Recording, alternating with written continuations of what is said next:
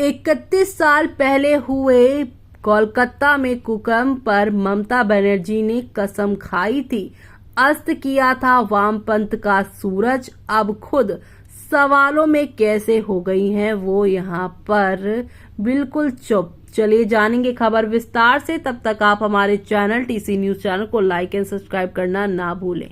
पश्चिम बंगाल इन दिनों चर्चा के केंद्र में है। इसकी वजह कोलकाता में एक ट्रेनी डॉक्टर के साथ भूकंप के बाद उसकी जान लेने का घटना।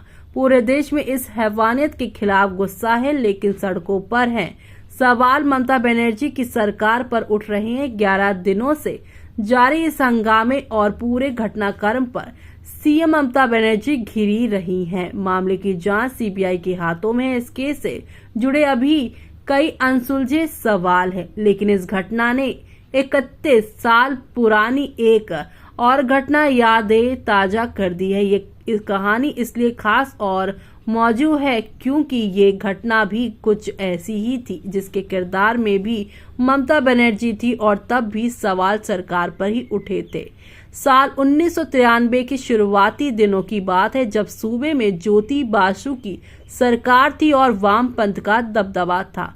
उस वक्त नदिया जिले में एक दिव्यांग से भूकंप की घटना हुई थी और ज्योति बासु सरकार पर यहाँ पर जो है मामला जो है पूरी तरीके से आया था। इस बीच पीड़िता के साथ ममता बनर्जी राइटर्स बिल्डिंग पहुंच गई थी। वो तत्कालीन मुख्यमंत्री ज्योति बासु से मुलाकात के लिए उनके चैम्बर के दरवाजे के सामने धरने पर बैठ गई।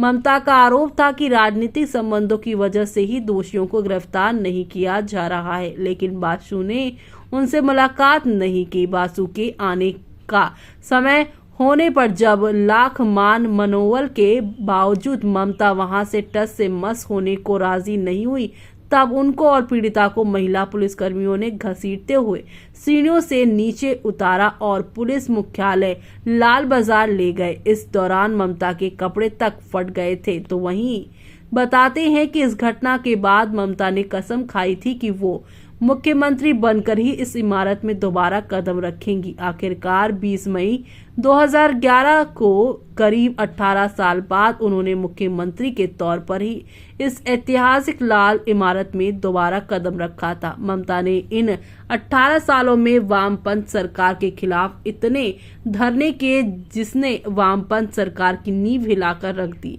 आखिरकार ममता सूबे की सत्ता में काबिज हो गई थी। कहते हैं कि पूर्व मुख्यमंत्री ज्योति बासु तो ममता की राजनीति से इतने चिढ़ते थे कि उन्होंने सभी सार्वजनिक रूप से उनका नाम तक नहीं लिया था। इसकी बजाय वो हमेशा ममता को वो महिला कहकर संबोधित करते थे। वैसे तो ममता का राजनीतिक करियर कई कहानियों से समेटे हुए, जिनकी हर परत दिलचस्प भी है और संघर्ष से भरी भी थी, लेकिन राज्य में कुकर्म के मामले पर कई बार ममता की भूमिका पर सवाल उठे हैं। कोलकाता के आरजी कर के अस्पताल में डॉक्टर के साथ हुई घटना पर ममता लगातार सवालों में। हालांकि ये पहला मामला नहीं जब ममता पर इस तरह के मामलों में यहाँ पर सवाल उठ रहे हों।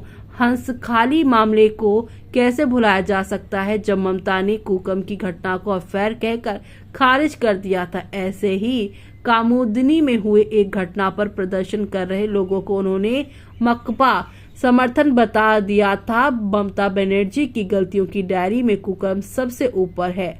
जी हाँ, खासकर अगर उनकी पार्टी का कोई व्यक्ति दोषी हो। ममता बनर्जी ने अपनी सालों की सत्ता के दौरान साल दर साल भूकंप के कई मामलों को झूठा बताया है। वो खुद पीड़ित हो जाती हैं जब एक महिला नेता के रूप में उनसे भूकंप के मामलों पर जवाब मांगा जाता है। अगर विपक्ष द्वारा सवाल पूछे जाते हैं तो वो उल्टा आरोप लगा देती है। ऐसे में क्या यहाँ पर हमारी जो है इनकी ममता की सरकार है या फिर दूसरे की, उसमें भी यहाँ पर फर्क होता है? यही सवाल सीएम ममता बनर्जी से किया जा रहा है कि वो 31 साल वाली जो ममता बनर्जी थी वो इस में क्यों चुप है, क्यों वो यहाँ पर जो है फैसला नहीं ले पा रही है। इस पर आपका क्या कहना है, हमें कमेंट बॉक्स में कमेंट करके बताना ना भूलें आप।